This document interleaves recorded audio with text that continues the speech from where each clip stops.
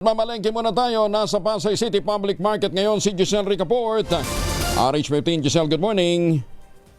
Good morning, Kuyang Angel. Bahagyang tumaas ng mula 20 hanggang 30 kada kilo ang presyo ng ilang isda sa Pasay City Public Market.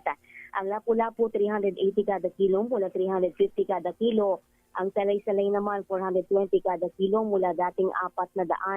Ganyan din yung presyo ngayon ng hasa-hasa habang ang bisugo naman 450 kada kilo mula 430 pesos. Ang hiwas 240 kada kilo mula 200 kada kilo. Ang sapsap naman 360 hanggang 380 mula 340 pesos. Ang galunggong 260 hanggang 270 kada kilo. Habang ang dalagang bukid naman mas mahal sa 280 kada kilo ngayon. Ang maya-maya 140 hanggang 160 kada kilo. Matambaka 240 hanggang 250 pesos. Habang nagkapako naman ang tilapia sa 130 kada kilo, ang bangus 200 ang kada kilo ngayon. Sa karne naman ng baboy, partikular yung liempo na nanatili sa 450 kada kilo.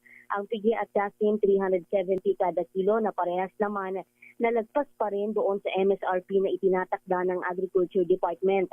Ang buto-buto 320 kada kilo habang yung laman naman ng baka 430 hanggang 450 pesos kada kilo. Ang ribs 380 dito sa pamilihan. Sa manok naman ang whole chicken 190 kada kilo hanggang 200 pesos kada kilo. Habang ang pecho, hita at pakpak pare-parehas na 210 kada kilo ngayon. Ito si Giselle Ricaport para sa DZRH una sa Pilipinas, una sa Pilipinas. Maraming salamat, Giselle.